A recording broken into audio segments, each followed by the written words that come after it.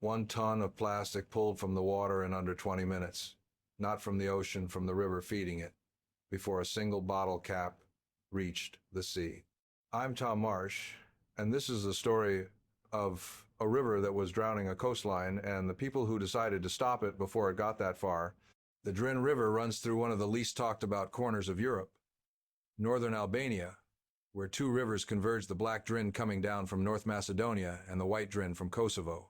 Two rivers, two countries worth of discarded plastic meeting at a single point and flowing together toward the Adriatic and beyond that the Mediterranean, picturesque against the mountains in photographs, a slow catastrophe in reality. Most of the towns and villages along the Kooks region have no organized waste collection at all. Not inadequate collection, none. So people do what people do when the system fails them. They dump at illegal sites, and the rain does the rest. Every season, water and runoff carry that accumulated waste directly into the river, and the river carries it south, and the sea takes whatever the river delivers. By the time plastic reaches open water, the window to act has effectively closed. It fragments. It disperses. It enters the food chain in particles small enough to pass through the bodies of fish, seabirds, and eventually through our own. What arrives at the coastline as a bottle leaves it as 1,000 invisible pieces. That is the mathematics of ocean plastic, and it is why the Mediterranean carries a disproportionate share of the world's burden. The Mediterranean holds roughly 1% of the world's ocean water, yet it contains 7% of all microplastics. That figure, cited consistently by marine researchers and monitoring bodies, is not a coincidence. It is geography acting as a trap. Very little water exchanges between the Mediterranean and the broader Atlantic. What comes in largely stays in, and every year an estimated 570,000 tons of new plastic enters it. That is the equivalent of 625 garbage trucks emptied into the sea every single day. There is a long tradition of trying to solve this at the wrong end of the problem. Flotillas of collection vessels skimming the ocean surface, booms stretched across open water, systems designed to catch what has already dispersed, and some of that work matters. But the logic has a fundamental flaw. You are cleaning a bathtub with the tap still running. The only intervention that changes the outcome in any serious way is the one that happens upstream before the plastic makes that final, irreversible journey. That is the idea at the center of what I want to show you. And before I take you further into the mechanics of it, I want to be honest about how much there is to cover here: the dam infrastructure, the collection technology, the recycling economics, the question of whether any of this can scale beyond a single river. I've put together a resource that goes into the full story of how these recoveries actually work, case by case, ecosystem by ecosystem. The link is in the description, and you can scan the QR code on your screen now to find it. It is called the Rewilding Complete Pack, and it exists for exactly those moments when a video cannot go deep enough. What I can tell you in the minutes ahead is the arc of this particular story, and that arc turns on a piece of infrastructure that already existed. The Fierza Dam sits near the point where the black and white Drin rivers join. It is not a new structure. It was built for hydroelectric power and has been a fixture of this landscape for decades. Dams, as most people with any ecological awareness know, are not gifts to river ecosystems. They interrupt sediment flow, block fish migration, alter the thermal dynamics of water downstream. There is a long and legitimate case against them. But the Fierza Dam presented something specific, an existing structure that, by the nature of what dams do, was already collecting vast quantities of floating debris in its reservoir. The current slows. Material accumulates. The dam had been, unintentionally, acting as a trap for every plastic item the two rivers carried. What the team behind this project recognized was that this was not a problem to solve around, it was infrastructure to leverage. The dam had already done step one. It had concentrated the plastic in one place. All that remained was to retrieve it. Step two is a boat, not a purpose-built vessel designed from the ground up, because that path leads to years of engineering, prototyping, regulatory approval, and expense that most real-world projects cannot absorb. Instead, the team took an aquatic wheat harvester, a machine originally designed to cut and collect submerged vegetation from waterways, and modified it to collect plastic at the surface. The adaptation is less dramatic than it sounds. because the fundamental mechanical challenge is identical. Moving slowly across water, ingesting floating material, depositing it into a collection vessel. The modification required was largely about the intake tolerances and the handling of mixed rigid and flexible plastics. The result was a machine capable of pulling 1 ton of material from the reservoir in under 20 minutes. The boat was built in northern Germany. Its journey to the Koks Reservoir involved a detour that took it back to the German border due to import complications, a 4,000-kilometer voyage delayed by bureaucratic friction, which is the kind of detail that rarely makes it into clean narratives about innovation. But it arrived. And when it did, the reservoir gave it plenty to do. None of this was guaranteed to hold together as a system, and here is where the story stops being beautiful and starts being important. Collecting plastic from a reservoir is only a solution if you have somewhere to put it. And Kukes, the region where all of this was happening, had no waste processing infrastructure.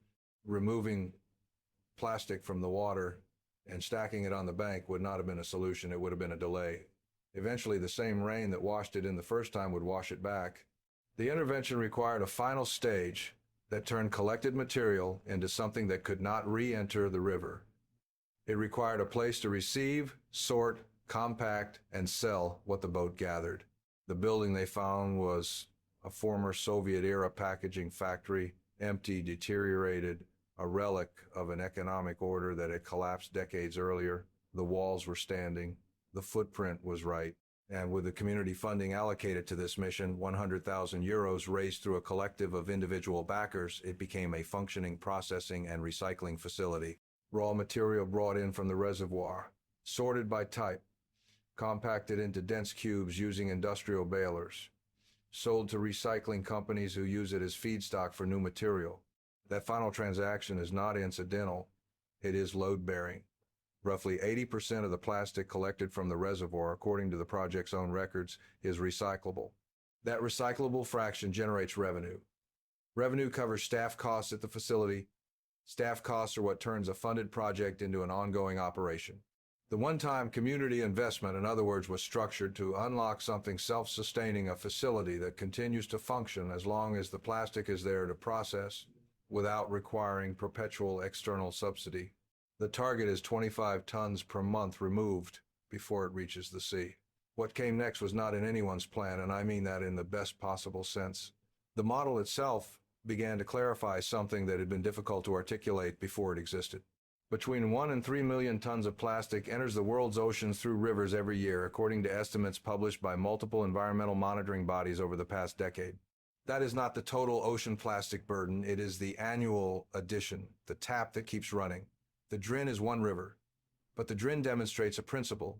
Existing infrastructure, dams, water management structures, reservoir systems creates natural accumulation points where intercept becomes possible. Repurposed agricultural or industrial machinery can reach operational capacity faster and more cheaply than bespoke engineering.